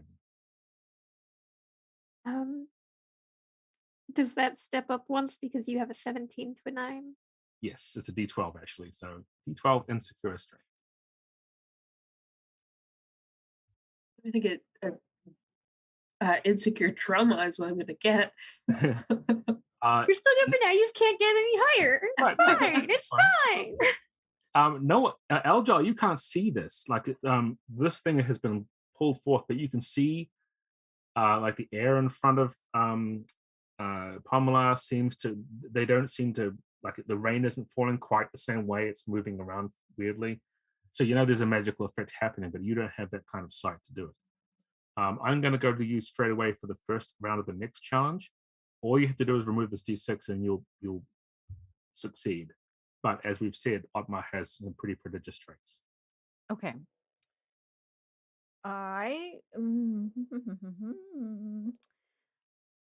I feel like maybe Otmar needs to be restrained somehow. Mm-hmm. And thankfully, the sisters have kind of like, they don't seem like they're going to step up and defend him. Because that would No, be bad. not after what their big sister did to their father. No, they Okay. haven't bothered training in any kind of sorts whatsoever. Right. Okay. Then, yes, I think now, hopefully, maybe there's a bit of a distraction. Otmar won't see me coming. I'm going to run up and do a cool assassin flip and try to kind of like hold him in like a headlock like this. Nice. You've completely And come out of maybe cover nowhere. his mouth so he can't keep doing spells. Perfect. Otmar does not know you're there, which is a good thing. So I'm just going to roll this. Let's see, clear this out. There's a d6 for the challenge as difficulty. I will, however, add in. Stress. Yeah. It's got your stress, have- which yeah. is. No, you've got none. I do. I do. I think you gave me stress. It was afraid, D6 afraid. All right, then I'll put that in there too. And I will actually add in.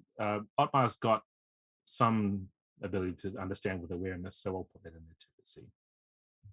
So your difficulty to try and beat is 7. Okay. Pretty good. Nice. All right.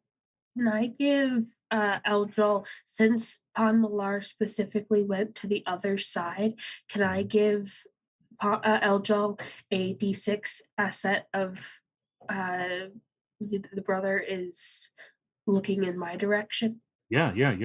Spend the plot point and give Aljal a d6 asset. Fantastic. Yeah. Sweet. Thank you. All right. Dropping Teamwork. that in there. Teamwork makes the dream work. Okay. And then agility. I think glory here. Yeah. Yeah. I've traveled far and hope it was for a purpose. And then I'll say Looks like that's true so far. yeah. I'm gonna say homesick assassin, Mm-hmm. sneaking, and I'm wondering. No, I'm not gonna use my blades on this. I just want to restrain him, like hold his arms to his sides, and also the other arm does this with his mouth. So it's like a hug like that from I will. behind. I mean, one thing that could be the case is that you can use the sword staff instead as a staff as well. You could use it kind of as a I was kind of thinking that too. because the blades are at the end of it. Right. Yeah. If And I that's at do least- that with one arm, like hold it like that and then cover. Okay. Then I'll put the sword in there, the sword staff. And that way we get to use the asset, so it's all fun. Yeah. I haven't used it this session yet. It's a lot of dice. Woo, no Oh my hitches, goodness. thank you. And Yeah. You don't need to get anything more than that D10. You don't have to make it a double heroic success or anything. You've got a heroic success already. You've increased that to a D12. You've taken out the last D6 in the pool, and so you've got him. So tell me how you have you've restrained Otmar. Mhm. You want to describe what that looks like? Yeah, I just continue my way towards him, sneak around him. And thanks to Panmalar for making that distraction, I am able to just like do a quick little flip and then end up holding him with his back against me, and I cover his mouth. No Right. more spells. I probably say that too. No more spells. I love it. No more spells. All right. The challenge is completed. Trestle and Benetta, you run around the building to try and follow these things, swiping at them as you go. But then one by one, they start to fade, and then sort of like this. The image of King Florian turns at you as someone. It's like running from you now, right? Up the hill, and then turns, and then just looks sad, not scary or mean or anything else, just like sad. And then fades and dissipates. Trestle, you see the threads have withdrawn from these things. There's none left. But as you come around the side of the longhouse, and then so it's got the sort of the pathways that go up the side of this crag, you see the tableau before you of the family all surrounding their father and Otmar at the mercy of Aljal. What do you and Benita do? Palmalai also, you're still shaking, right? You can see Palmalai looks like just visibly shocked. Mm-hmm. I beeline directly towards Otmar, staring at that glove. Mm-hmm. Yeah, Benetta will follow. Not before shouting at the shadows, I wasn't done fighting! Oh, okay. Oh, Trestle, wait up! And then she'll follow. Okay, you're looking at the glove. Well, right now he's trying to... Yeah, if he's there and he's like, I see that glove, which I know is from like this vision. I've heard the story that's from hundreds of years ago, so I know that that's not. I didn't see him in this vision, and so I know that that glove is way more interesting than he is. Okay. And I will literally, like, if Eljal has him restrained, I will literally grab his arm and try to take that glove. Right, he does not want you to take it. I'm not going to make this a contest. I'm just going to make it a test because, there's no way that you should do that. But he's also being restrained, so it's not like you've got any particular thing. I'm going to give you the benefit of scale for this. Okay. Ooh. It's 2d10 on my part plus an extra d8, but you get to use scale. You get to add an extra d8 in there because of this restraint. And I got a hitch too, so, Okay. I have no plot points, so I will not buy it. I didn't think so. So 10. But anybody else in the scene, if you got a plot point, you want to step down some stress or something? Yeah, I think that's a brilliant idea. Thank you. I might want to. Or do you have plot points left? We don't have a plot points left. Oh, that's right. You got no plot points. Yeah. That's the problem. We're tapped out. Yeah. I still have a couple. Aljal's, Benetta, you're in a controlling position, Aljal, so you could definitely make use of this. I have one left. Okay, I have after two using then. mine. I just used mine though, like one of them. So I'm doing okay. I feel all right. If you spend it, Aljal, you will have no more stress. I think is what we'll say, because you did have that. Was it afraid? Yeah, that's not there anymore. You're not afraid of this guy. Then I don't have any stress left. Yeah. Nope. Well, I mean, I'm saying if you spend a plot point, the plot point, to activate his hitch, you could get rid of it. I'll do that. Yeah. That's that's the narrative that we're talking about. Yeah. Got it.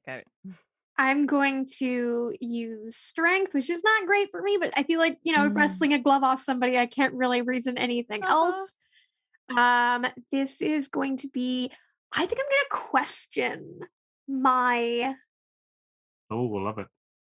glory value. I was raised to seek conquest, but find it tiresome of late. In this moment, I think this glove is some massive key to power, and I want it for myself. So it's D6, but I'm questioning it. So I actually am going to add 2 more of them. I get to triple the die value.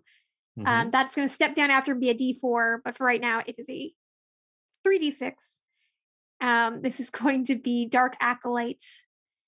Not going to add anything else. I think it's just that. Okay. Actually, ooh. Yeah, no, I'm going to keep it like that. Rolling the dice. Ooh, you got this. Ooh. I have no plot points. Yeah. I cannot beat it, so I shall not yeet it. That's a shame. He struggles, and you grab it, and you realize that you just can't do it. I mean, Aljal will have to let go for you to actually fully remove it, and that's the thing you're facing at this point. Aljal, what's your You've been proven bested. Let go. Now, throw it open to everyone else to take a go. I mean, Benetta, you're up here now too. Could I just punch him in the face to knock him out? Yeah, you can do that. Yeah. That feels like an appropriate decision. Way. Yeah, come on. Let me handle this for you. Are you activating my hitch or? I am going to activate your hitch. You take a D6 of angry stress. Okay, cool. I also will, if I see Benetta coming with this punch, I will just at the last second take my hand away. Yeah. So that obviously my hand doesn't get punched, but also so that he doesn't have a chance to like start whispering some more spells in that. Perfect. B, I don't know if I even need to have you roll a dice for this. I think this is flat out. So you tell me how this plays out. The Aljal's hand comes out just at the right moment. It's a perfect, like, the three of us have this kind of perfect flow where, like, Bonetta pushes Trestle out of the way. They kind of stumble. Eljal removes their hand just as Bonetta's fist goes crunch right into his nose. Okay, he is out like a light. You drop him. Oh, there we go. Trestle, you collapse to the ground, still kind of like just, but you're feeling like, oh well, now is my chance. If anyone's going to get it off his hand, it's going to be now, right?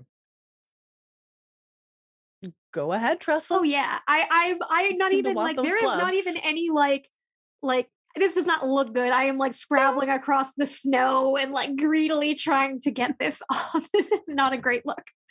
A pretty okay looking gloves. I don't think I blame you. As you reach out to grab the glove, Trestle, you hear a voice in your head. Use it to free me. Tear down the wards. Dark Mage, tear down the wards and free me.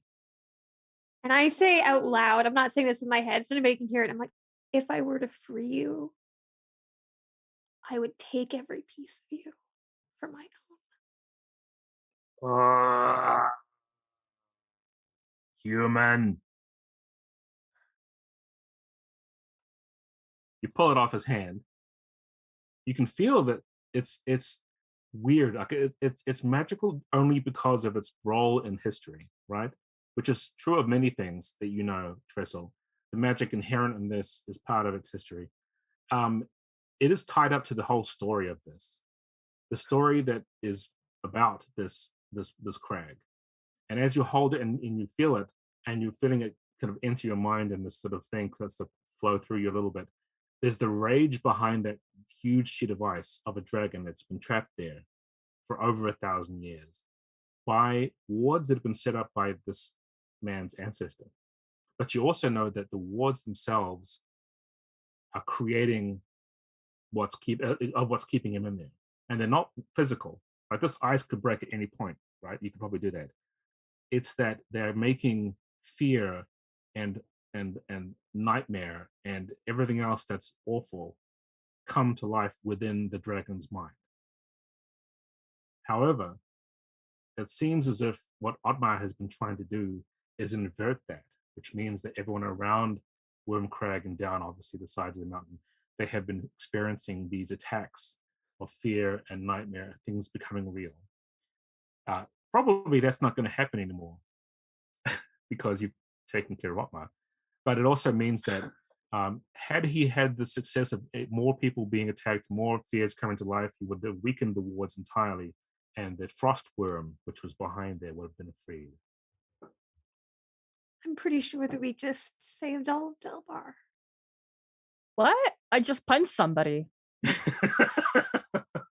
He was using this. He was reversing what his ancestor had done and was going to release a great evil. Oh, that was a real story about the ice and the dragon? Well, parts of it. Some of it was fake. And we did good, Most right? legends are mostly fake, and yes, we did very good. And this is something that we can use for more good. The humans are gonna love me. I think they already do, but yes, if you go tell them we've defeated all of the shades and solved everything, and maybe we probably need to make nice with this Conrad fellow, but Hild can help with that. Pon Malar, I see like Pon Malar looks so shaken. I'm like, oh, I was going to ask you to carry this for me, but I'm going to just go over and like pat them on the shoulder, take out some like good smelling spices and be like, does this help? I can't do it. Like, does this help? Ponmalar is just gonna like look at Trestle and pat Trestle on the head after Trestle pats Ponmalar on the shoulder. So what we'll do now is we'll round up the session. This is the end of the tale of the Frozen Barrow, but we will have the one last parting moment of memory or festivity from each of you as you go back into the Longhouse. And poor Conrad, who has been obviously influenced too much by his son over the last few years, do you try to reunite him with his daughter and try to smooth it over? What do you do? I'll go to you first, Eljal. Actually, yeah, I was before we moved back into the other part of the longhouse and the festivities. I wanted to just walk over because aren't they still there, Mm-hmm. Conrad and the daughters, the 4 daughters? I want to just walk over to them and like help them to their feet and put my sword staff away and say, well, according to my friend, there were some dark influences that had crept into your son. You might want to talk to your other daughter. She's probably not as bad as you think she is. All I ever wanted was for her to come home, he says and shakes his head. And his other daughters are like, yeah, we really do kind of want Hild to come back. We kind of miss her. Well, she's here now. And you know what? She's a big girl, and if she wants to leave again, that's her choice. But you should try to enjoy the time you have with her while she's here. Panetta? Boasting time.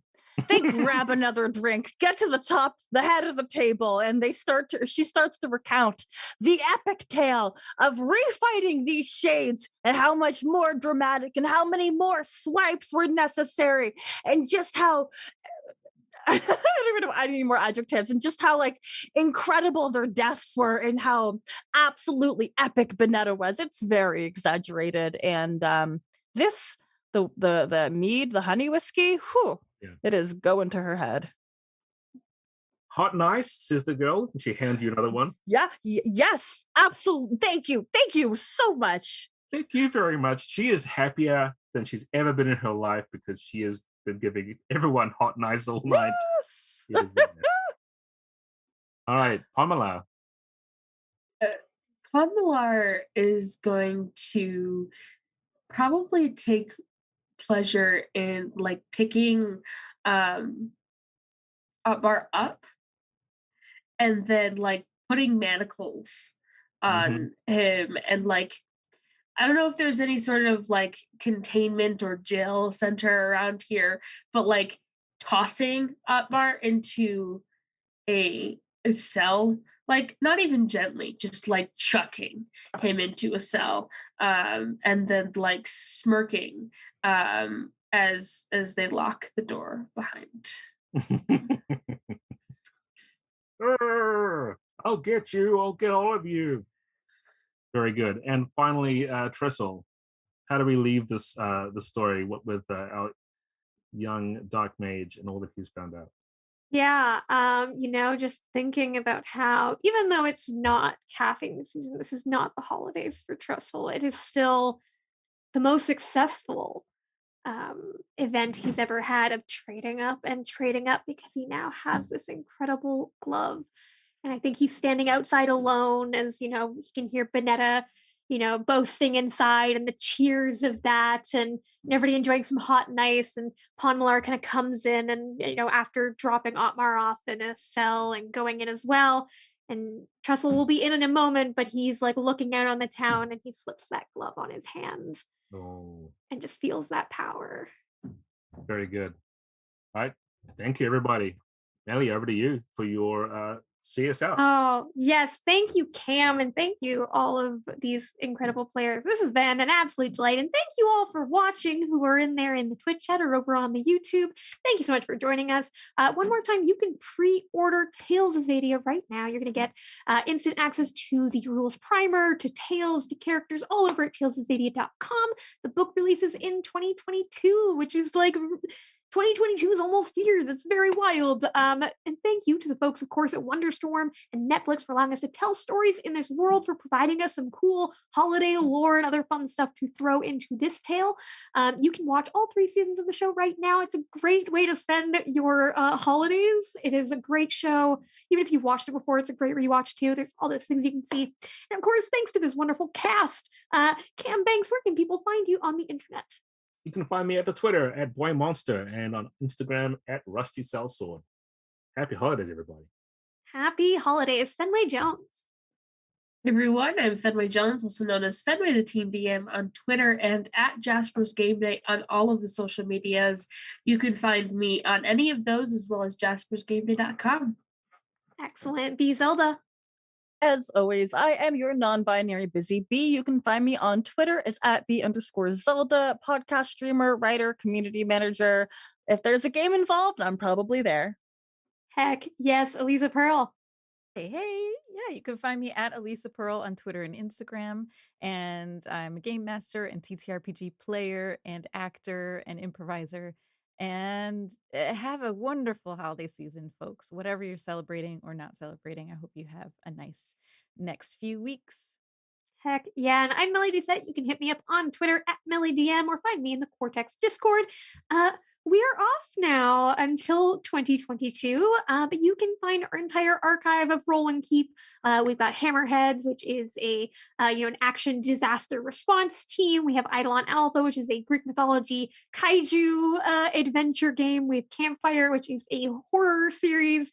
Cortex Clinic, where people make their own games. Aliza Pearl has made her own game on there. And more, of course, Tales of Xadia as well, all over on YouTube. We're going to be back in 2022 with more shows, more incredible guest players and GMs, and more heroic successes. Until then, please stay safe, treat yourself well over the holiday, and we will see you in 2022. Bye, everybody.